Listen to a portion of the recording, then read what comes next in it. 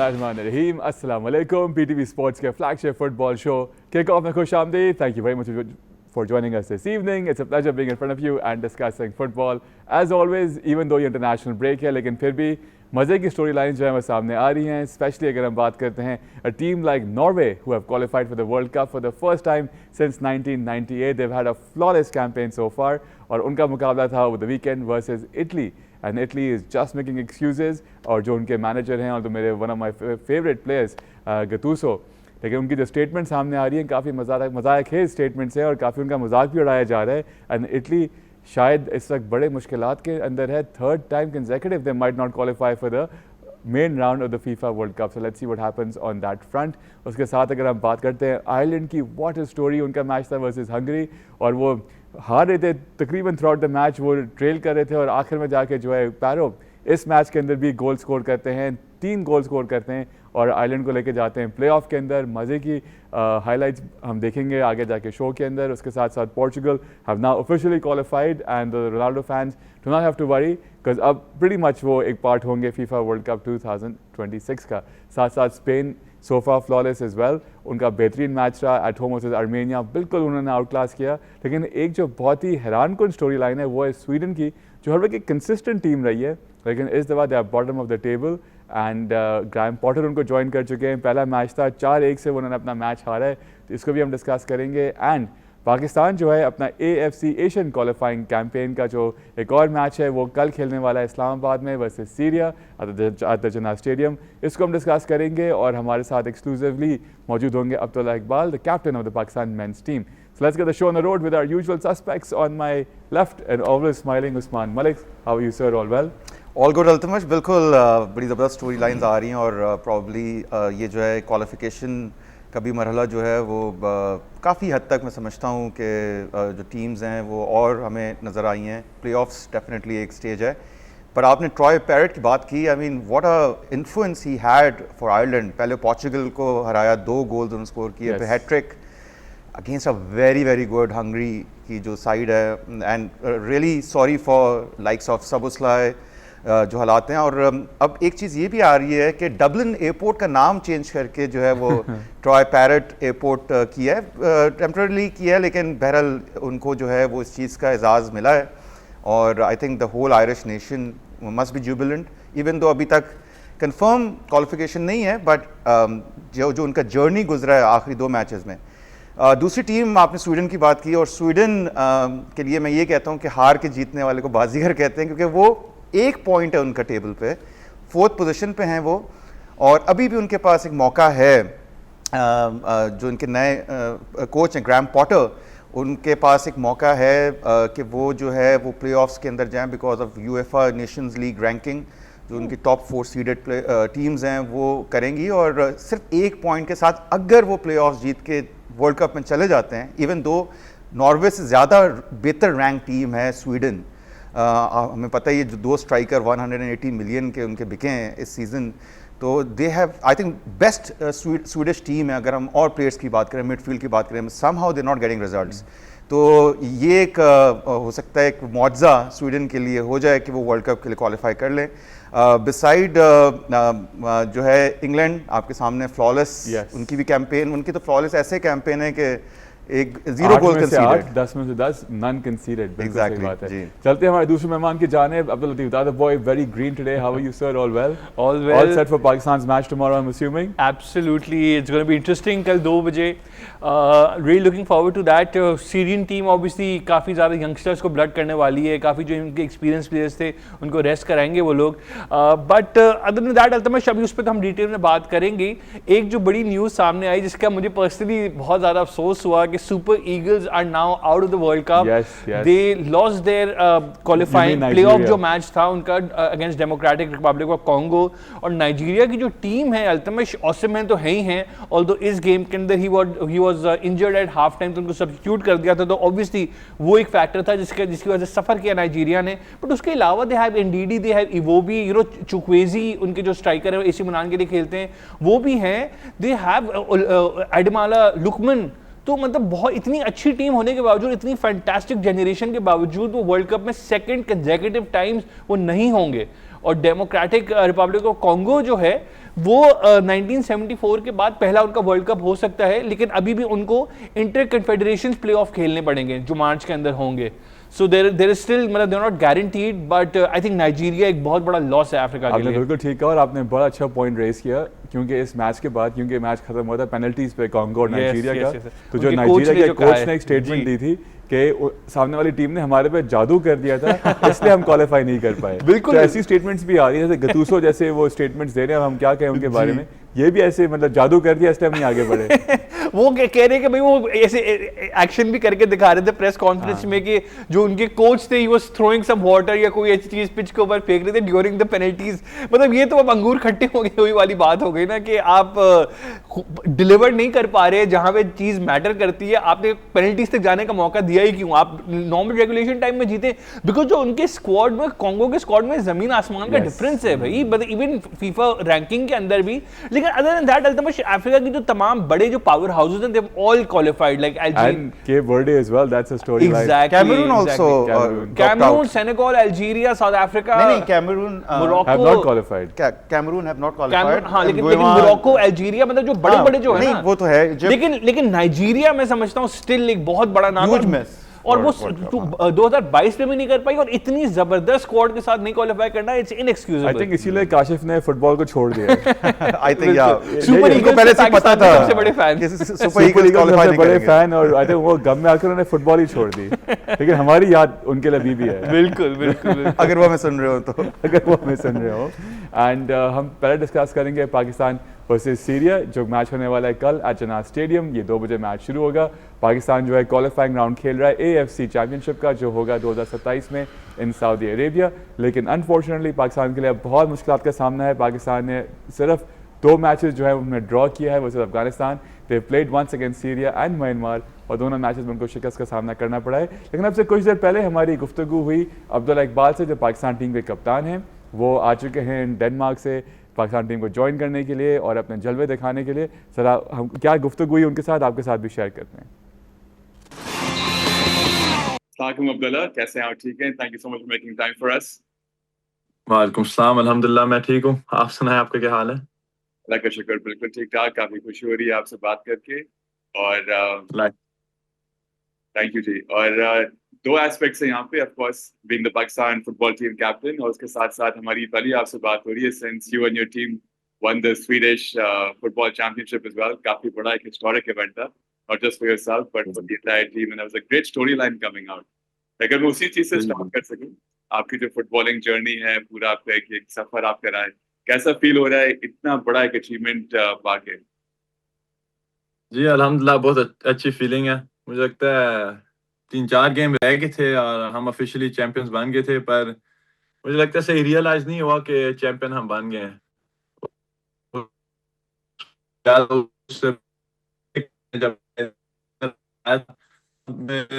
एक ही गेम रह गया था, अगर हम वो जीतते तो हम चैंपियन बन जाते। और भाई से बात की और वो मुझे समझा रहे थे, उन्होंने तो माशाल्लाह 4 लीग टाइटल्स जीत गए और 3 दफा कप भी जीते हैं। तो वो मुझे समझा रहे थे कि अभी तुम्हें शायद मतलब रियलाइज नहीं हो रहा, पर ये बहुत बड़ी बात है। और हाँ जी, कि ज्यादा फुटबॉल प्लेयर ये अचीव नहीं कर पाते। तो अब मुझे लगता है जब हमने ट्रॉफी लिफ्ट की आखिरी गेम में, तब थोड़ा रियलाइज हुआ कि ओके हम जीत गए, और है भी बड़ी बात। एक्सीलेंट। इसलिए तो नहीं क्योंकि मियाल भी खुद जो है जहाँ पे ये क्लब सिचुएटेड है, इतना छोटा शहर है, इतने वहाँ पे कम लोग हैं, सब वैसे ही इस चीज से इतना एक्सेप्ट नहीं कर पा रहे होंगे जिस तरह से आप लोगों ने जो कर लिया है। और आपका खुद इस क्लब में कैसे आना हुआ? मैं तो अब पिछले साल की समर में मैं गया ना स्वीडन, डेनमार्क की सेकंड ईयर से स्वीडन पहुंचा। और पहला मेरा जो हाफ सीजन, उनका तो हाफ सीजन रह गया था उधर स्वीडन में। हम कैलेंडर ईयर से सीजन रखते हैं ना, तो उस सीजन में जो मेरी भी थी वो कोशिश कर रही थी कि यूरोप की जो स्पॉट्स हैं वो अचीव कर पाए ना। और हाँ, मेरे साथ ऐसा हुआ कि 1 महीना हुआ और फिर मुझे इंजरी होगी एक, और उस इंजरी की वजह से बाकी का जो सीजन था वो मैं नहीं खेल पाया। तो इसमें मेरे लिए मुश्किल था। पहले मैं मतलब कि अपना जो मूव था, क्लब चेंज किया और फिर कंट्री भी चेंज की, पहली दफा घर से निकला, और मतलब कि फिर मुश्किल था के लिए, और अब इंजरी की वजह से नहीं खेल पाया। पर मेरा फोकस बस इस पर था कि मैं मतलब कि वापस आऊँ इस इंजरी से और मतलब कि मेक श्योर करूँ कि मैं तैयार रहूँ जब मुझे चांस मिले ना। तो इस सीज़न के शुरू में प्री सीज़न में मैंने बहुत मेहनत की और हाँ, फिर स्टार्टिंग 11 में जगह भी मिली और फिर हाँ, सीज़न चला। हम अल्हम्दुलिल्लाह अब फारो हो गया और हम जीत गए। बिल्कुल अल्हम्दुलिल्लाह रिजल्ट्स आपके सामने हैं। और आपको खुद कैसा महसूस हो रहा है आपकी जो एक फुटबॉलिंग जर्नी रही है जिसमें आपने बहुत मेहनत की है, before this and after this आप कहाँ अपने आप को देखते हैं एज अ फुटबॉलर? ऐसे इधर आने से पहले तो बंदा यही सोचता था कि ओके दिल करता है कि अगले सीन पर जाऊं और दिखा पाऊं कि मेरे से क्या होता है ओके। और फिर उधर खेल के फिर हो सके कि अगले लेवल से कोई आपको ले लेना, जैसा कि इधर हुआ है। डेनमार्क के सेकंड ईयर में मैं खेल रहा था। प्लेयर का मतलब कि कोशिश करता है कि दिखाए क्या कर सकता है और फिर अगले लेवल पर कोई ले ले। तो ऐसे स्वीडन में हुआ और इधर भी मेरी यही सोच थी कि मैं अब हायर लेवल पर दिखा पाऊं कि मैं क्या कर सकता हूँ। ये मैं नहीं सोचा था कि जाके अगर चैंपियन भी बन जाऊं तो क्या हो जाए ना।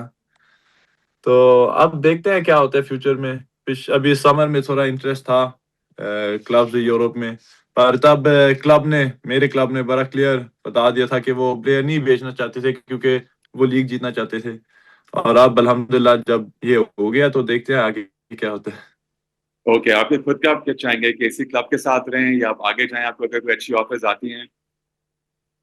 वो तो देखा जाएगा। अभी क्लब तो ये भी चाहती है कि अभी समर में जाके हम यूरोपियन क्वालिफायर गेम जो है चैंपियंस लीग क्वालिफायर्स हमने खेलना है समर में जाके ना। तो वो भी तो यही चाहते हैं कि वो अपनी टीम रखे और जो प्लेयर्स हैं वो रखे ना। फिर हाँ, डिपेंड करता है आप क्या चाहते हैं इस पर भी 10 अपनी चीज है। बिल्कुल ठीक। अच्छा, आपके क्लब के स्ट्रक्चर का जो मिजाजी का जो बड़ा एक अच्छा एक इंटरेस्टिंग स्ट्रक्चर भी है, जो आपके कोचेस हैं उनमें से एक मैंने सुना है प्रिंसिपल हैं, दूसरे जो हैं असिस्टेंट कोच हैं, उन्होंने जो है विजुअलाइजेशन के अंदर अब जो है परसेप्शन विजुअलाइजेशन के अंदर उन्होंने बहुत महारत हासिल की भी है। इन चीजों ने आपको कितना हेल्प किया होगा या किया है? ये ज्यादातर तो प्लेयर्स के साथ काम करते हैं इस मतलब स्कैनिंग के बारे में ना, जो इन्होंने डिग्री पढ़ी थी और मुझे लगता है इन्होंने बुक भी शायद कोई लिखी है। जी। पता नहीं, मैंने सुना है कुछ इसके बारे में ना। पर मुझे लगता है मेरे लिए जो था इसमें जो मुझे अच्छा लगा ये है कि इस कोच से पता चलता है बहुत मतलब कि डिटेल्स में काम करता है। और ये मुझे पता है कि कोई प्लेयर्स होते हैं उनको शायद ऐसे लगे कि ये कुछ ज्यादा ही हो रहा है डिटेल्स में और इतना डिटेल्स में ना जाओ, हमें खेलने दो और ये वो। पर मैं मानता हूँ कि मतलब कि प्लेयर जितना भी सीख सके उतना वो सीखे। और अब मतलब कि किसी और पर्सपेक्टिव से एक आया कोच और कभी मैंने ऐसा कोच नहीं देखा जो ऐसे डिटेल्स में वर्क करे। तो मैं मानता हूँ मेरे लिए अच्छा रहा है सीजन, मेरी डेवलपमेंट के लिए और टीम के लिए भी बहुत अच्छा रहा है। एक्सलेंट। अब अब्दुल्ला पाकिस्तान टीम पर आते हैं। इधर भी आपके साथ एक नए कोच हैं, नॉर्बर्टो सोलानो। कैसा रहा आपका अभी तक जर्नी उनके साथ? ऑल्दो ये तीसरा मैच होगा आपका उनके साथ। किस तरह से वो टीम को लेकर चल रहे हैं और आप कप्तान हैं इस टीम के? How do you feel the whole camp is feeling now? Coach की बात है तो मतलब कि बहुत अच्छा लग रहा है इस कोच से काम मतलब के साथ में काम करना ना। जैसे अभी हमने दूसरे कोच के बारे में बात की, वो तो ऐसा कोच है जो मतलब कि पढ़ के इधर तक पहुंचा है, जो मेरा मिलबी में कोच है जिसके बारे में आप बात कर रहे हैं ना। पर ये कोच बहुत डिफरेंट है, मतलब कि इसके करियर के वजह से मतलब कि हम इतना इनसे सीख सकते हैं इनके मतलब खाली करियर से।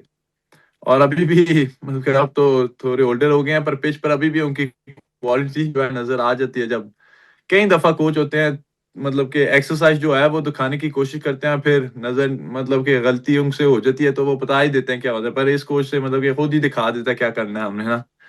तो अच्छा लग रहा है ऐसे कोच से काम करके उनके साथ ना। और हाँ, अब तीसरा मैच है पिछले कैंप में। नए नए आइडियाज जो नया कोच लाता है वो हमने सीखे और हमने उन पर काम किया। और 2 गेम्स थे जहाँ 2 टाइम्स हमारा ड्रॉ हुआ। और हाँ, मैं तो जरूर मानता हूँ और ऐसी फीलिंग भी लग रही है टीम में कि सब मानते हैं कि वो 2 दफा हम जीत सकते थे ना। बिल्कुल। तो ऐसी जिस जी। मैं आपसे यही पूछने वाला था। हम देखने वाले और आप players, सबको ये लग रहा था कि दोनों मैचेस हम जीत सकते थे, तो उसके बारे में आप क्या कहेंगे?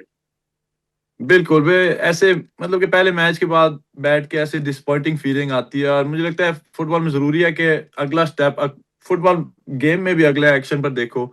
अब हम चेंजिंग रूम में उस पहले गेम के बाद जिन्ना स्टेडियम में बैठे हैं या चेंजिंग रूम में, और ऐसे फीलिंग आ रही है, डिसअपॉइंटिंग फीलिंग।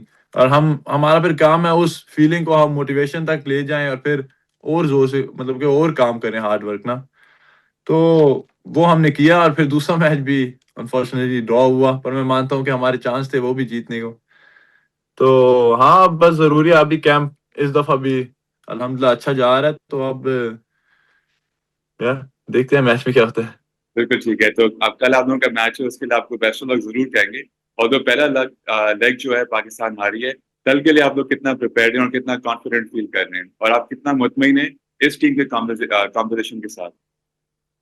मुझे लगता है पिछला गेम जो हमारा सीरी के खिलाफ हुआ है, और अब तक टीम में बहुत चेंजेस आई हैं, और मुझे लगता है ज्यादातर प्लेइंग स्टाइल में ही चेंजिंग आई है, और वो हमें सूट करता है जो प्लेयर इस टीम में है ना, कि मतलब खुल के फ्री से प्लेयर खेले, इंजॉय करे, अपने आप को एक्सप्रेस करे पिच पर। तो इंशाल्लाह अभी टफ टफ गेम है सीरिया के खिलाफ, हमारे लिए ग्रुप में नंबर 1 है, पहले से उन्होंने क्वालिफाई कर दिया है एशियन कप के लिए। तो पर मुझे लगता है हमारे लिए टेस्ट भी अच्छा है कि हम देख पाए कि अभी अब तक हमारा प्रोग्रेस कितना, मतलब कि किधर तक पहुंचा है। तो मजा आएगा इंशाल्लाह कल। बिल्कुल ठीक बात है। आपके तकरीबन 18 मैचेस हो चुके हैं सीनियर टीम के साथ। आपको खुद को पर्सनली कैसी ये जर्नी लगती है, कितना प्रोग्रेस लगता है इस टीम में जब से प्लेयर्स इकट्ठा किए जा रहे हैं बाहर से, लोकली एज वेल, एंड जितना अब फुटबॉल पे फोकस दिया जा रहा है? ये जो फोकस की बात है, मुझे बहुत मतलब महसूस हो रहा है कि बहुत डिफरेंट है। तब मुझे लगता था कि बस हम जो उधर पहुंचे हुए हैं कैंप में, हम ही इस पर फोकस कर रहे हैं और हम ही चाहते हैं कि हम आगे पहुंचे। पर अब अल्हम्दुलिल्लाह पता चल रहा है कि बाहर से भी बहुत लोग मतलब कि कोशिश कर रहे हैं कि कुछ मतलब कि इम्प्रूवमेंट आए। तो ये बहुत अच्छी बात है, क्योंकि खाली जो 11 प्लेयर्स खेलते हैं या बाकी जो बेंच पर बैठे होते हैं स्टैंड्स पर, उनसे खाली काम नहीं होना, और भी हमें सपोर्ट चाहिए। तो इंशाल्लाह अगर वो मिले तो पाकिस्तान का फुटबॉल और आगे जा सकता है। बिल्कुल सही है। आपको तो पता ही है कल बहुत सारे फैंस आएंगे स्टेडियम में। कैसा फील होता है कि पाकिस्तानी फैंस तो पाकिस्तान में फुटबॉल देखने को मिल रही है, और जिस तरह से वो आप लोगों को सपोर्ट करने आते हैं चनाज स्टेडियम में, उसके बारे में क्या कहेंगे आप? मुझे तो बहुत मजा आता है, बहुत अच्छा लगता है कि सब आके हमारी सपोर्ट करते हैं। मुझे पता है पूरी मतलब कि पूरी टीम बहुत थैंकफुल है कि इतने बंदे आते हैं हमें सपोर्ट करने के लिए। तो हाँ, हमारी पूरी कोशिश है कि हम उनको पिच पर मतलब परफॉर्मेंस से कुछ दिखाएं कि वो एंजॉय करें उधर आना जिन्ना स्टेडियम में, और अगली बार और बंदे आए तो रिजल्ट भी हम लाएं इंशाल्लाह। इंशाल्लाह इंशाल्लाह। अब्दुल्ला, बहुत शुक्रिया, आपने हमें इतना वक्त दिया। All the best for the match against Syria and other matches as well going forward. We wish you the very best शुक्रिया and international career. Thank you so much. शुक्रिया शुक्रिया, थैंक यू। ये थे पाकिस्तान टीम के कप्तान अब्दुल्ला इकबाल, हमसे बात कर रहे थे। इनको हम बेस्ट ऑफ लक विश करेंगे आने वाले मैच के लिए जो होने वाला है versus Syria at the Jinnah stadium इन इस्लामाबाद। पाकिस्तान ने अब तक AFC क्वालिफाइंग कैंपेन के 4 मैचेस खेले हैं, 2 मैचेस उन्होंने ड्रॉ किए हैं, एक में उनको शिकस्त हुई है वर्सेस म्यांमार एंड सीरिया के साथ ही कल मैच होने वाला है, जिसमें थोड़े से जैसे लतीफ़ ने भी बताया था उनके साइड से यंगर प्लेयर्स आने वाले हैं, क्योंकि उनके साइड जो है ऑलरेडी क्वालिफाई कर चुकी है इस टूर्नामेंट के लिए। जी अब्दुल्ला ने काफ़ी इंटरेस्टिंग बातें की, स्पेशली जी प्लीज़ गो अहेड। बिल्कुल, मैं कंप्लीटली अग्री करूंगा कि जो शुरू के 2 मैचेस थे जो पाकिस्तान हारा है, और अब जो लास्ट दो मैचेस थे वो जीते हुए मैचेस थे। वो अफगानिस्तान से अनफॉर्चुनेटली पहले जो लेग का मैच था जो इस्लामाबाद में हुआ था, वो पेनल्टी मिस आउट हो गई।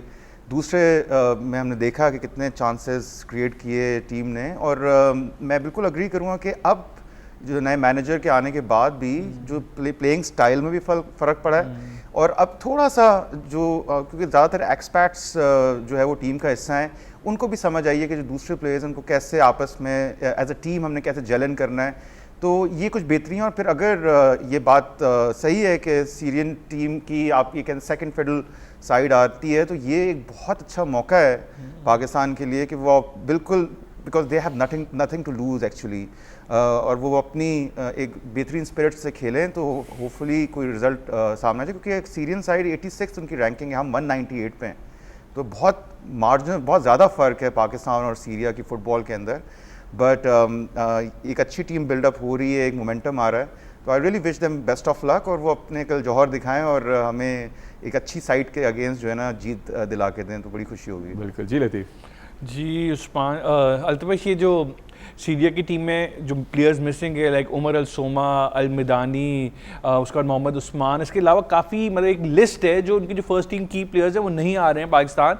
जैसे उस्मान ने बताया, it's a fantastic opportunity and obviously Norberto Solano की फुटबॉल का जो एक हॉलमार्क है, जैसे अभी इन्होंने भी अब्दुल्ला इकबाल ने भी कहा कि वो प्लेयर्स को फ्रीली एक्सप्रेस करने देते हैं अपने आप को, अनलाइक कॉन्स्टेंटीन जो रिलाई करते थे route one football long balls के ऊपर ज़्यादा, ये controlled possession based short passing के ऊपर इन्हिसार करते हैं Nolberto Solano, and which is a good thing obviously. उससे ही मतलब थोड़ी बेहतर परफॉर्मेंसेज पिछले 2 मैच में हमें देखने को मिली हैं।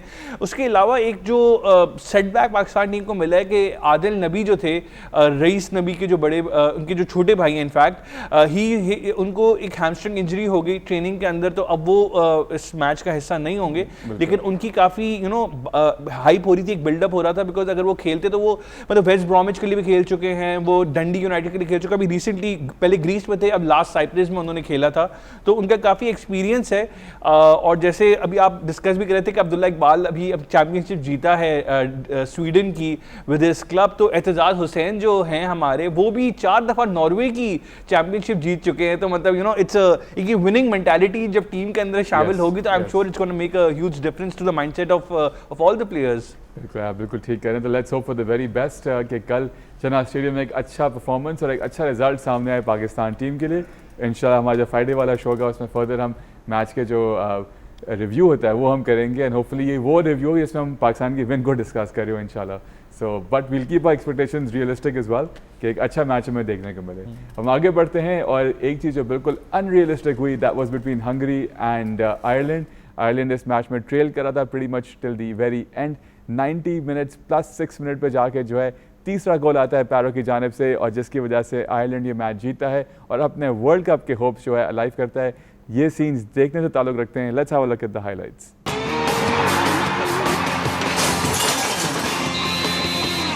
तीन 2 के स्कोर लाइन से आयरलैंड ये मैच जीतता है और अपनी जगह बनाता है प्लेऑफ्स के अंदर, जबकि प्रीटी मच 95 मिनट तक था कि आयरलैंड की जर्नी जो है यहाँ ख़त्म होने वाली है। और जैसा जो उस्मान ने शो के शुरू में कहा था कि हार के बाद जीतने वाले को कहते हैं बाजीगर, तो ये टीम है, क्योंकि ये टीम जो है क्वालिफाइंग कैंपेन के अंदर हारते जीतते वो यहाँ तक पहुँच चुकी है, और लग रहा है यही है कि अब hopefully all the way end तक पहुँचेंगे।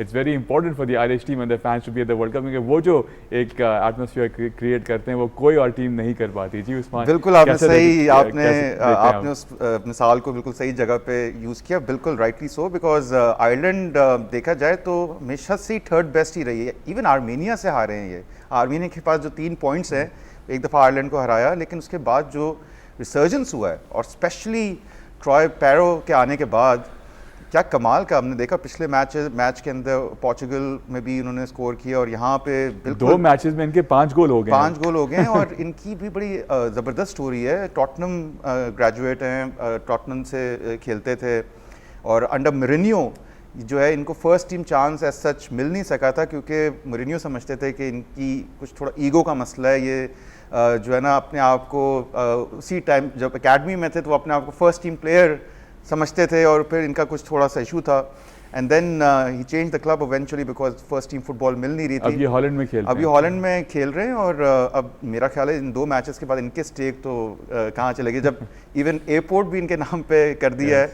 और आई थिंक ये वाकई आपने सही कहा कि अगर हम पूरा ये टेन्योर देखें, ये इस ग्रुप को देखें, तो Ireland actually third best team थी, आर्मेनिया बहुत ही नीचे थी, और हम पिछले हफ्ते बात कर रहे थे कि हंगरी जो है वो प्रॉब्ली शायद पोर्चुगल जो है वो क्वालिफाई नहीं किया, रेड कार्ड मिला रोनाल्डो को, और इस मैच के अंदर अगर तो कोई ऐसी चीज़ हुई कि ये वो मैच हार जाते आर्मेनिया से, जो बड़े स्लिम चांसेस थे, और Hungary could top the group, और हंगरी जो है वो क्वालिफाई, लेकिन कोई सोच भी नहीं सकता था कि हंगरी जैसी टीम जिनका आगाज़ बड़ा अच्छा हुआ, 4-5 मिनट में पहला गोल हमने देखा, उसके बाद फिर लुकस इनके जो हंगेरियन प्लेयर हैं, and the likes of Szoboszlai, really feel sorry और sad for him, because of course वो आखिर में तो ही was in tears, he played really well throughout the campaign, उन्होंने लीड भी किया हंगरी को, और यहाँ पे यही उम्मीद की जा रही थी कि Hungary would qualify for the world cup, और वो कैसे ड्रीम्स शैटर हुई हैं।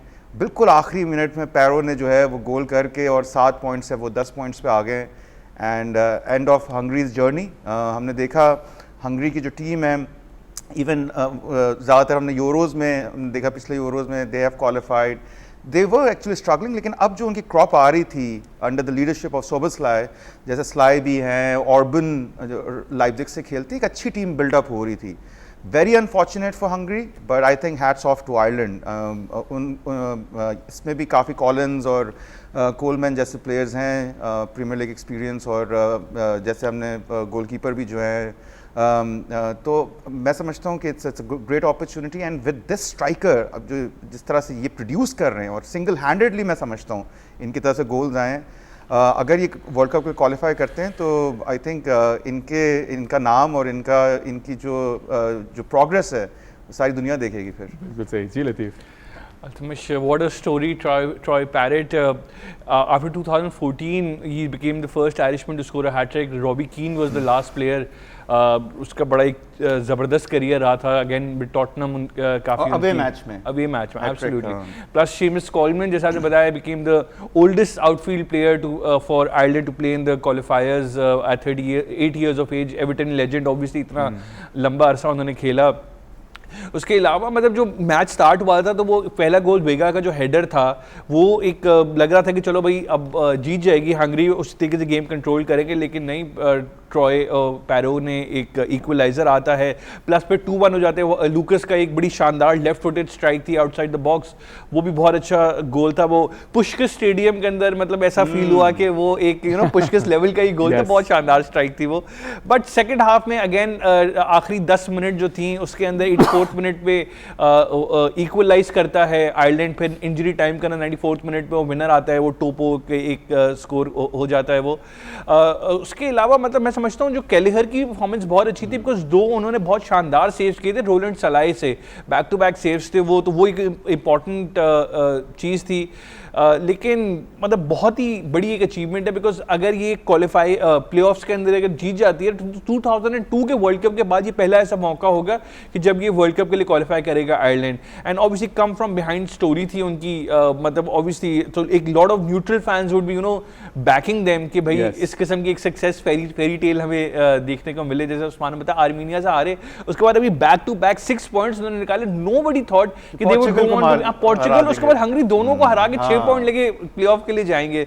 तो आई थिंक ये क्वालिफायर्स का सबसे बड़ा अपसेट मैं कहूंगा यही है. सबसे कम फ्रॉम बिहाइंड जो एक स्टोरी हमें देखने को मिली इस पूरी वर्ल्ड कप क्वालिफायर्स में यही थी आई थिंक. और जो सेलिब्रेशंस थे इनके फैंस के, और हर जगह स्पेशली एयरपोर्ट पे कुछ सीन्स कैप्चर किए गए. डबलिन एयरपोर्ट पे किस तरह से फैंस ने इस विक्ट्री को जो है सेलिब्रेट किया. Let's have a look right now.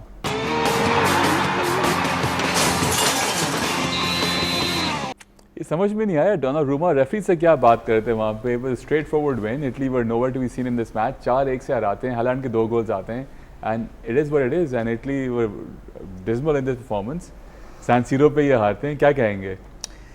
I mean personally as a football fan seems unreal. I think 98 के बाद पहली दफ़ा पहला मौका होगा कि Norway has qualified. I mean huge I think मैं समझता हूँ कि उनको इसकी पूरा क्रेडिट देना चाहिए. जिस तरह से टीम की रिसर्जेंस और जिस तरह के प्लेयर्स हैं, आपसे स्ट्राइकिंग डिपार्टमेंट ही देख लें कि सबसे पहले you have to deal with Haaland and Sorloth. उसके बाद वो हटते हैं तो फिर स्ट्रैंड लार्सन आ जाते हैं. ही इज़ ऑल्सो वुल्व्स के स्ट्राइकर हैं, काफ़ी हेफ्टी प्राइस पे ख़रीदे हैं, और मतलब is a very good striker. इनकी अच्छी वो है. तो एक तो striking department they have got brilliant players. Midfield के अंदर प्लेयर्स लाइक बर्ज और दूसरे जो प्लेयर्स हैं. डिफेंस के अंदर देख लें तो बहुत एक तो बैलेंस टीम है. हमने स्वीडन की बात की थी. अगर हम थोड़ा सा मवाजना करें, दोनों कंपेयर करें, दोनों स्कैंडिनेवियन साथ साथ के मुल्क हैं, लेकिन स्वीडन की टीम के अंदर अनफॉर्चुनेटली बैलेंस क्रिएट नहीं हो पा रहा है, जो कि एक परफेक्ट बैलेंस नॉर्वे के है. अब नॉर्वे हैज़ क्वालिफाइड, हमने पहले भी बात की थी, they could be dark horse for the world cup. और जिस ग्रुप में ये आएंगे वो मेरा ख्याल है ग्रुप ऑफ डेथ बन जाएगा, बिकॉज जिस तरह की फुटबॉल वो खेल रहे हैं. और हमारा ये एक थोड़ी सी डिबेट थी कि नॉर्वे को बड़ी आसान टीम्स मिलती हैं, वो थ्रैश करते हैं 11 गोल्स 9 गोल्स 6 गोल्स, और हालान क्रेजी गोल स्ट्रीक वो उसमें है. इससे पहले तो यूएफए नेशंस लीग में बी उसमें खेलते थे, बी या सी कैटेगरी में खेलते थे. बिल्कुल. और अब जो है अगेंस्ट इटली, और दोनों लेग्स के अंदर इटली को बड़े आराम से उन्होंने धोया है. मैं तो ये कहता हूँ, मतलब जिस तरह की फुटबॉल वो खेल रहे हैं, स्कोरिंग फॉर फन. इवन तो यहाँ पे इस मैच में भी इटली ने पहला गोल इटली की तरफ से हुआ, दे वो ट्रेलिंग, लेकिन उसके बाद फिर जैसे ही फ्लड गेट्स खुलते हैं it was a complete performance and very good. मैं इटालियन डिफेंस की तो ज़रूर तारीफ़ करूँगा। ठीक है, वो अगर हम देखते हैं कि वो फ्रंट थ्री के अंदर वो प्लेयर्स नहीं हैं। एक टाइम हम बैलोटेली की बात करते थे और भी बड़े बड़े प्लेयर्स आए हैं, बट यहाँ पे वो शायद प्लेयर्स नहीं है, लेकिन उसके बावजूद डिफेंस तो इनका बड़ा ऑर्गेनाइज हम समझते हैं इटालियन डिफेंस, वो भी काम नहीं आया। हालान जिस तरीके से वो ब्रेक करते हैं, I think that's phenomenal and they are going. मुझे लगता है कि अगर ये परफॉर्मेंस निकाल दी तो वर्ल्ड कप में they can you know go to a long way, I believe. या लेट्स सी, चलें लतीफ़। नहीं बिल्कुल, अल्तमश राउंड ऑफ 32 के अंदर तो क्वालिफाई कर ही जाएंगे। उसको राउंड ऑफ 16 में आई डोंट फील कि इतना कोई प्रॉब्लम होगा, लेकिन जो बड़ी टीमों के अगेंस्ट जब मौका मिलेगा राउंड ऑफ 16 क्वार्टर फाइनल्स में, राउंड ऑफ 8 जिसे हम कहते हैं, तो that could be very interesting. No team would want to face Norway because they have so much talent. अभी तो ऑडिगार्ड तो है ही नहीं, वो मिडफील्ड में वो पूरी स्ट्रिंग्स कंट्रोल करेंगे। ऑस्कर बॉब एक विंग पे, एंटोनियो नूसा दूसरे विंग के ऊपर, तो मतलब they are loaded with talent. It's gonna be fascinating to see them in the world cup. वो स्वीडन, हाँ। तो आई मीन हर पोजीशन कवर्ड है। सॉर्लॉथ और उसकी तो हमने बात की, हालांकि की 16 गोल हैं 37 में से, तो आप अंदाजा लगाए कि वन मैन आर्मी है। बट इस गेम के अंदर जब पहला गोल आया इटली की जानिब से, एस्पोसिटो ने स्कोर किया, डिमार्को का वो एक पास था, तो ऐसा लग रहा था कि शायद चलो ऑब्वियसली 9 गोल से पता ही था कि नहीं क्वालिफाई करने दे इटली और नॉर्वे ने ही आगे बढ़ना था। लेकिन मुझे लगा सैन सीरो पर मैच है, थोड़ा बहुत एक कंपेरेटिव होगा, एक रिस्पेक्टेबल स्कोर लाइन, शायद इटली निकाल के 2-1 या 3-1 से शायद मैच जीत जाए। लेकिन नॉर्वे ने इनफैक्ट पहले हाफ में इतना ट्राई भी नहीं किया, मतलब इतना नजर भी नहीं आया। सेकेंड हाफ जब से शुरू हुआ है वो तो it was a different team all together, no question about it. और इनफैक्ट हालांकि के 2 गोल आने से पहले 70th मिनट के ऊपर एक स्कफल हुआ था दोनों के आपस के प्लेयर्स में, और एक विजुअल सामने आया कि डोनारूमा अपने मैन सिटी के जो टीममेट है हालांड, उनको साइड पे हटा रहे थे, ट्रबल से बचा रहे थे बेसिकली, कि वो अपने आप को सेंट ऑफ ना कर ले, कार्ड वगैरह ना ले ले, अपना बड़े भाई का एक रोल निभा रहे थे वो वहां पे। और उस कफल के बाद हालैंड को इतना गुस्सा आया कि भाई एक उसने वॉली मारी है जबरदस्त अगेंस्ट डोनारूमा, और फिर उसकी 1 मिनट के बाद ही दूसरा गोल आ गया उनका, and it was completely game over.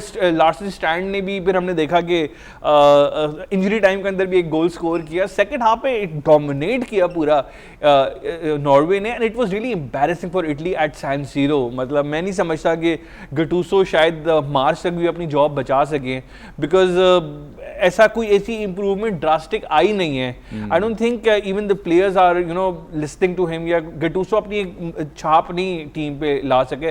Because अगर आपको याद हो कि इजराइल के अगेंस्ट भी जो मैच हुआ था 3-2 इंजरी टाइम के अंदर एक मतलब तुक्के में एक विक्ट्री निकल आई थी, वरना वो मैच ड्रॉ हो रहा था, ऑलमोस्ट मस्ट विन गेम थी वो इटली के लिए।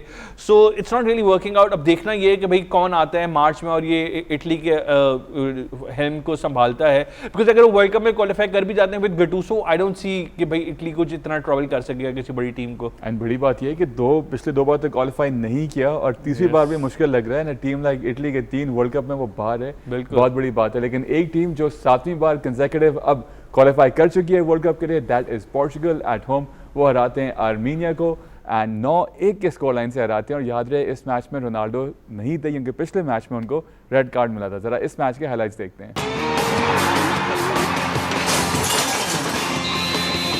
कह सकते हैं तकरीबन ये नो मैच ही था। यहाँ पे पोर्चुगल के पास 76% पोजेशन रहती है, 5.21 का एक्सजी होता है, जो आर्मीनिया का जो है 0.21 उनका एक्सजी होता है। कोई कंपैरिजन नहीं था, 9-1 से जीतते हैं।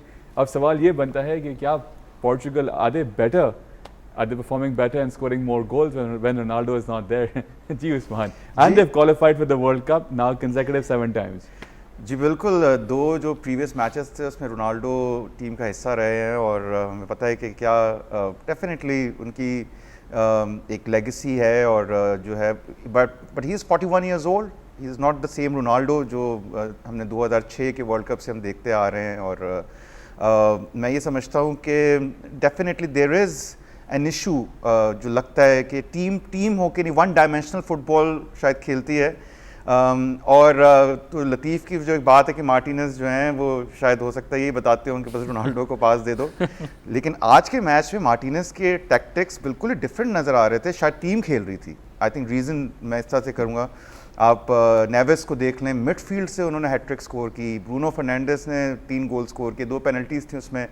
रैमोस की एक असिस्ट और एक वो थी, एक टाइम पे तो 1-1 हो गया था। चलें, अच्छा है किसी को पेनल्टी लेने का मौका मिल गया। बिल्कुल एग्जैक्टली नहीं, हाँ ये भी डिबेट होती है, रोनाल्डो या, क्योंकि दोनों ब्रूनो भी एक लेकिन रोनाल्डो ही लेते हैं ना पेनल्टी, रोनाल्डो ही लेते हैं, और एग्जैक्टली ये भी एक रीजन है कि फ्री किक्स भी रोनाल्डो ही लेते हैं, ब्रूनो भी को वो भी लेते हैं, मौका हालांकि नहीं मिलता। Bruno is as good as I mean in terms of, अगर हम देखते हैं सेट पीसेस के हवाले से बहुत ज़बरदस्त उनकी डिलीवरीज होती हैं, बट आई थिंक ओवरऑल अब ये सवाल है क्योंकि 2 मैचेस का बैन है, एक का भी नहीं है, 2 का है, एक वर्ल्ड कप का भी मैच रोनाल्डो मिस करेंगे, और हमने देखा था 2022 के वर्ल्ड कप में क्या हुआ, इनको बेंच किया गया और उसके बाद फिर मैनेजर की छुट्टी हुई। यहाँ पे अब एक सवालिया निशान है कि वर्ल्ड कप जीते, क्योंकि उन्होंने अपने इंटरव्यू में तो बोल दिया है कि मेरा इतना कोई टारगेट है नहीं वर्ल्ड कप जीतने का, I just want to perform and this would be my last world cup. लेकिन लग ऐसे रहा है, ठीक है बड़े मैचेस में उनके गोल्स आए, अगेंस्ट हंगरी आया, और भी मैचेस के हमने देखा है कि वो ही turns up against good opponents, लेकिन यहाँ पे अब ये सोचने की बात होगी कि रोनाल्डो को एज अ बेंच स्ट्रेंथ लेके चलना है या लेकिन बहुत मुश्किल है उनको बेंच करना। बट ये तो क्लियर है कि जितनी फायर पावर हमने देखा, एंड में कॉन्सेसियो ने भी गोल कर दिया, और जितनी फायर पावर है पोर्चुगल के पास, without Ronaldo probably they will excel more, but ये पॉसिबल नहीं होगा इनको बेंच करना, दैट्स व्हाट आई थिंक। जी लतीफ, बड़ी बात कही ना, अल्टीमेट देखिए नेशंस लीग के अंदर गोल स्कोर करना और फिर ये क्वालिफाइंग कैंपेन के अंदर गोल स्कोर करना, ये एक अलग बात है भाई। हम जज करेंगे रोनाल्डो को उसकी पिछली यूरोस के अंदर उस परफॉर्मेंस में और पिछले वर्ल्ड कप की परफॉर्मेंस में, जहां पे he failed to deliver when Portugal needed the goals against bigger teams. Lesser opponents के अगेंस्ट तो कोई भी स्कोर कर लेना, मैं इस परफॉर्मेंस को 9-10 गोल को मैं क्या जज करूं यहाँ पे।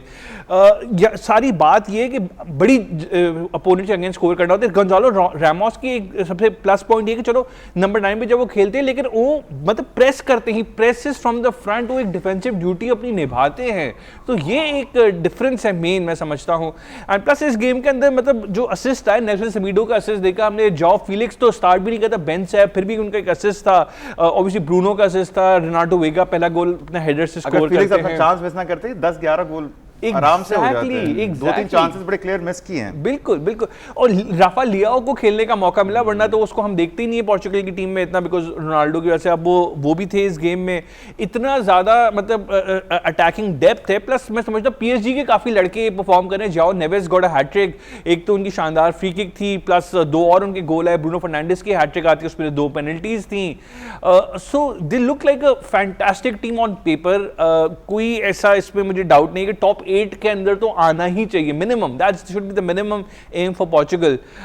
लेट्स सी अब के, लेकिन ये बात तय है कि रोबर्टो मार्टिनेज ने रोनाल्डो को ना बेंच करना है ना रोनाल्डो को ड्रॉप करना है, तो रोनाल्डो ने हिस्सा बनना ही है। अब यूएफा ये एक फेवर कर सकता है वो यूं कि अभी तक उन्होंने क्लैरिफाई नहीं किया कि 3 मैच का बैन होगा, 2 मैच का, 2 का होगा तो सिर्फ 1 मैच वर्ल्ड कप का मिस करेंगे। अगर 2 मैचेस का, 3 मैचेस का बैन होता है, 2 मैचेस आ गई, अच्छा तो फिर तो चले बात ही खत्म हो गई।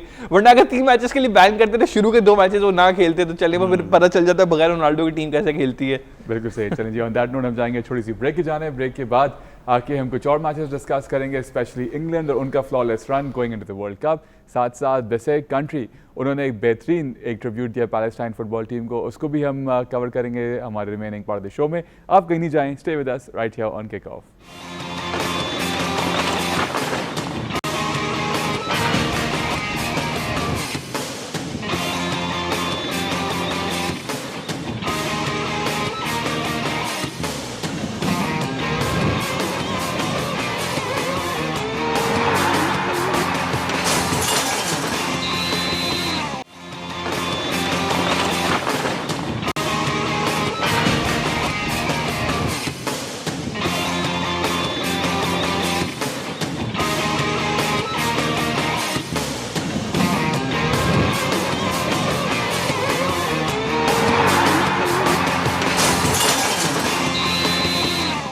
ब्रेक के बाद खुशामदीद, thank you for staying with us on kick off. Break से पहले हमने डिस्कस किया है पाकिस्तान का मैच जो कल होने वाला है वर्सेस सीरिया। साथ साथ हम आपके लिए एक्सक्लूसिव इंटरव्यू लाए अब्दुल्ला इकबाल का, जो कप्तान है पाकिस्तान फुटबॉल टीम के। उसके बाद भी discuss Norway's first entry into the FIFA world cup since 1998। हमने डिस्कस किया पोर्चुगल का मैच जो वो जीते 9-1 वर्सेस आर्मेनिया, उनके साथ वो भी क्वालिफाई कर चुके हैं for the 7th consecutive time. अब कुछ आगे बढ़ेंगे, बात करेंगे हम स्पेन की, जो झंडे गाड़ते जा रहे हैं फतवाहत की, एंड दे डेफिनेटली, एक सर्वे भी हुआ था ESPN के ऊपर जहां क्वेश्चन ये था कि अगर आज वर्ल्ड कप हो जाए तो कौन सी टीम है जो ये वर्ल्ड कप जीतेगी, और यूनानिमस डिसीजन जो था वो स्पेन का आया था। स्पेन ने जॉर्जिया को आउट क्लास किया उनके घर पे जाके एक बड़े स्कोर लाइन से, और जिस तरह से ओयारज़ाबाल स्कोर कर रहे हैं इसने अपने कोच के साथ देखने से ताल्लुक़ रखता है। Let's have a look at the highlights for this match.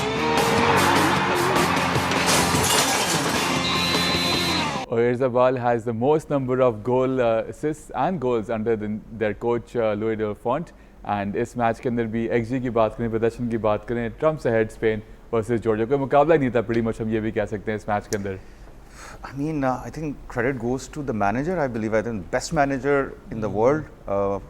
जिस तरह से स्पेनिश टीम, और ये आप ये समझें कि इस टीम के अंदर समझने वाली बात क्या है, निको विलियम्स नहीं है, लमीन यमाल टीम का हिस्सा नहीं है, तो दो एक बड़े मेन प्लेयर्स हैं जिन्होंने यूरोज़ में भी और इवन नेशंस लीग के अंदर दोनों की जो जोड़ी थी, जिसकी वजह से बार्सिलोना ने they try to sign Nico Williams, इनकी डील नहीं बन सकी, बट उसके बगैर आप टीम चेंज कर दें, सेकंड पेडल टीम खिला दें, रिज़ल्ट आपको वही मिलेंगे, गोल्स आपको वही मिलेंगे, इतनी ज़बरदस्त। अब ये देखिए, ये को प्लेयर्स इतने, अगर आप फ्रांस की टीम के साथ कंपेयर करें तो ये ऐसे प्लेयर्स नहीं है कि जो बिल्कुल ही आप जैसे कहते हैं कि आप फेरन टॉरस टीम का हिस्सा थे, उनकी तरफ से एलेक्स बेना थे, हाँ मतलब बेना थे जो एथलेटिको मैड्रिड से, वो ऐसे प्लेयर्स तो नहीं है एम्बापे के स्टैचर के या डेम्बेले के स्टैचर के तो नहीं है, लेकिन उसके बावजूद रिजल्ट्स आप देखें और जैसा टीम खेलती है, कमाल का। मैं मिकल मेरिनो को देखा है, वो स्ट्राइकर भी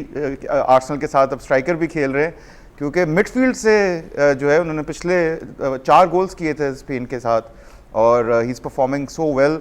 तो मिडफील्ड तो वही थी, जुबमेंडी और वो भी वही हिस्सा थे, लेकिन I think overall even defence Cubarsi का हम थोड़ा तनकीद का निशाना बनाते हैं कि जब वो खेलते हैं, लेकिन यहाँ पे उनकी बड़ी अच्छी पार्टनरशिप चल रही है। तो I think overall it's a complete team, बहुत ऑर्गेनाइज है, बैलेंस है, इवन दो जॉर्जिया सिर्फ 3 पॉइंट्स इकट्ठे कर सकी है। टर्की इज ऑल्सो विनिंग, और दूसरे पोजीशन पर टर्की आ गया है।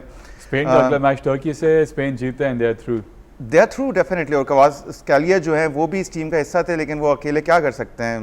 ओवरऑल जॉर्जिया की टीम इतनी बुरी नहीं है अगर हम पुराने उनके मैचेस को एनालाइज करें, लेकिन यूरो के अंदर परफॉर्मेंस थी जॉर्जिया की, बिल्कुल बहुत अच्छी परफॉर्मेंस थी, लेकिन टर्किश टीम ने काफ़ी एक्सेल किया है, वो इसलिए दूसरी पोजीशन पे हैं, और अब तो कोई खैर चांस ही नहीं है जॉर्जिया का टू क्वालिफाई।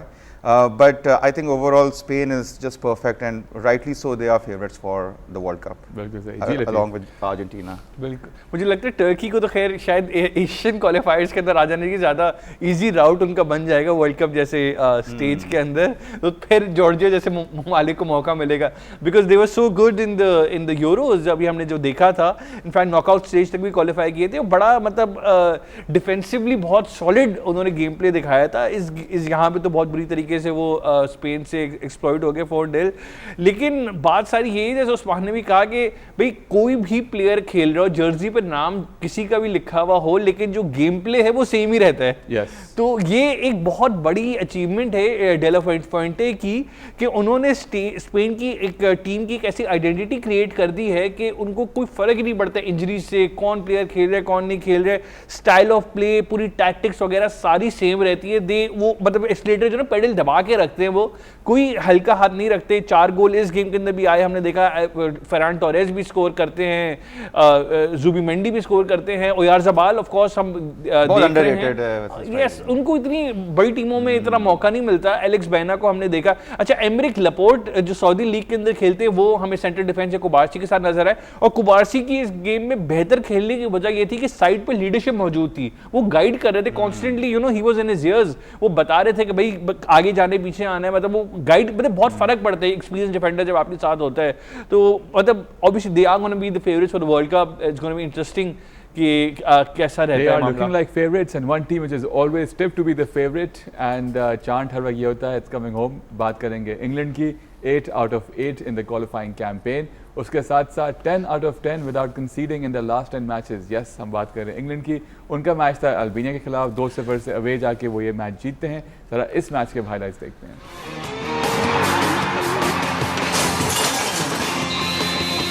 तो उससे फिर से इंग्लैंड जीतता है। वो तो ऑलरेडी क्वालिफाई कर चुके हैं 2026 के वर्ल्ड कप के लिए, और अल्बानिया हार के भी जीता तो नहीं लेकिन प्लेऑफ में ज़रूर पहुंच गया है। तो they are still alive in the world cup as well. 2 goal Harry Kane की जानिब से, और बेलिंगम के कुछ एंटिक्स थे वो भी हम डिस्कस करते हैं।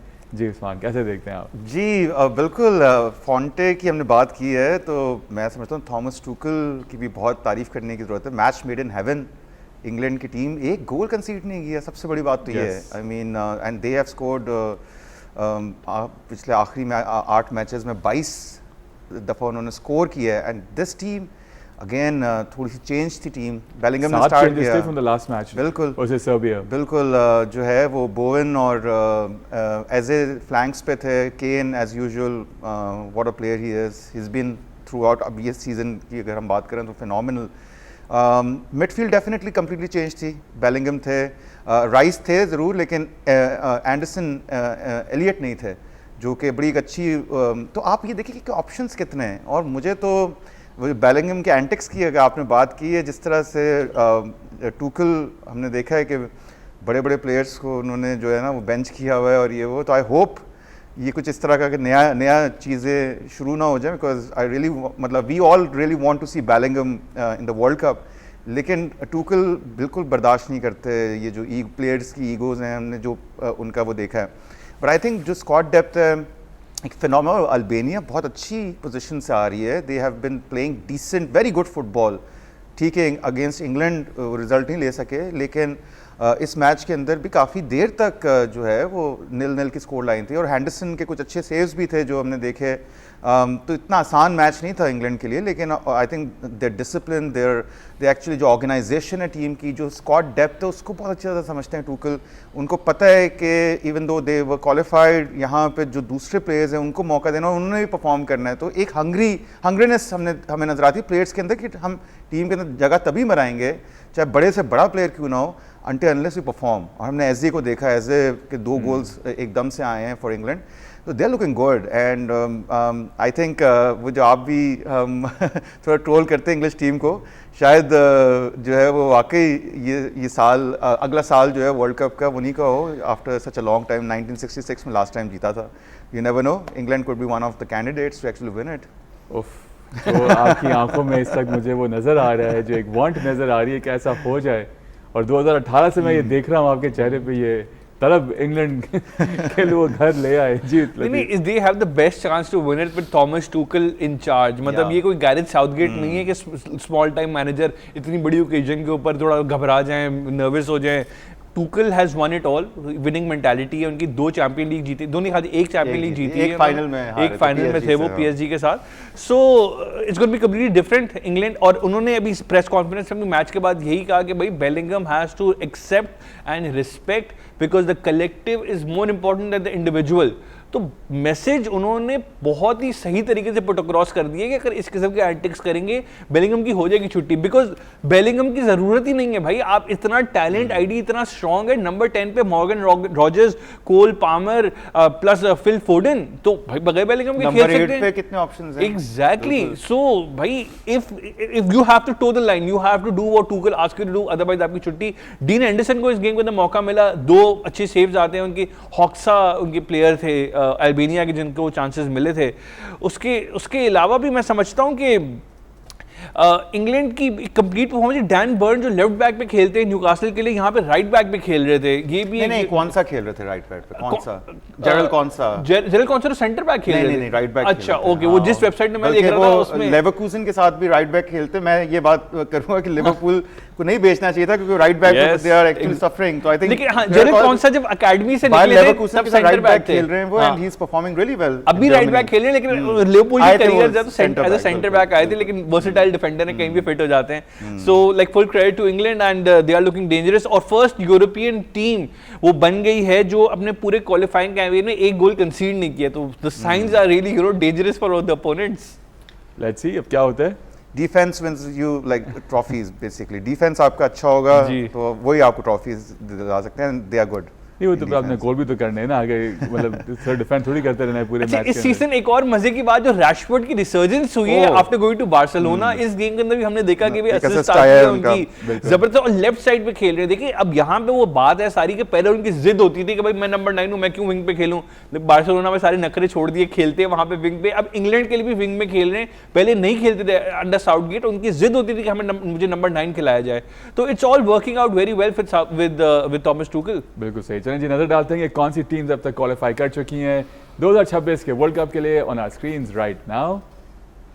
एंड जो होस्ट हैं वो तो ऑब्वियसली होंगे वहाँ पे, उसके अलावा AFC से Australia, Iran, Japan, Jordan, Qatar, Saudi Arabia, south Korea and Uzbekistan. उसके बाद आगे बढ़ते हैं और कैफ जो बेसिकली जो अफ्रीकन कन्फेडरेशन है, उसमें Algeria, Cape Verde, Egypt, Ghana, Ivory Coast, Morocco, Senegal and South Africa along with Tunisia. बिल्कुल ठीक है लतीफ़ ने, Nigeria have not been able to qualify for this and no Cameroon as well. Commonwealth की जानिब से जो बेसिकली साउथ अमेरिका है, Argentina, Brazil, Colombia, Ecuador, Paraguay and Uruguay, और इनको एक और बर्थ मिलेगा। Let's see if they can qualify through the qualifying round. OFC से न्यूजीलैंड थ्रू हो चुका है, UEFA से अब तक Croatia, France, England and Norway along with Portugal. तो बेसिकली इस वीकेंड पे नॉर्वे और पोर्चुगल की एडिशन हुई है UEFA के अंदर, एंड प्लेऑफ्स के अंदर हैं बोलिविया एंड न्यू कैलेडोनिया अब तक। एंड ये सूरत हाल है 2026 के वर्ल्ड कप की teams who have qualified. Of course अभी भी बहुत सारे बर्थ्स बाकी हैं, लेट्स सी कि उनको कौन फिल करता है। काफ़ी एक्साइटिंग वर्ल्ड कप होगा ये, one of the biggest world cup so far in terms of the number of teams participating. अब सिर्फ देखना यह है कि किस तरह से USA, कनाडा और मैक्सिको जो है इस वर्ल्ड कप को जो है वो होस्ट करती है। As we come towards the end of the programme, एक बड़ी अच्छी फील गुड स्टोरी हमें नजर आई इस वीकेंड के ऊपर। एक बास्क कंट्री इसे कहा जाता है, जो इसका काफ़ी हिस्सा स्पेन के अंदर है और कुछ हिस्सा फ्रांस के अंदर आता है। सेमी ऑटोनमस ये रीजन है और ये इनके अपने किस्म के लोग हैं, अपना इनका मिजाज है, और इन्होंने जो है इनकी खुद की जो फुटबॉल टीम है उन्होंने खराज तस्लीम पेश किया along with all the fans to the Palestinian football team. एक फुटबॉल मैच इन्होंने ऑर्गेनाइज़ किया अपने होम ग्राउंड पे, एथलेटिको बिलबाओ का जो होम ग्राउंड है वहाँ पे, और वहाँ पे एक बड़ा बेहतरीन एटमॉस्फेयर क्रिएट हुआ। पैलेस्टीनियन प्लेयर्स वहाँ पे थे, उनके फैंस मौजूद थे। Let's have a look at the highlights के वहाँ पे क्या हुआ।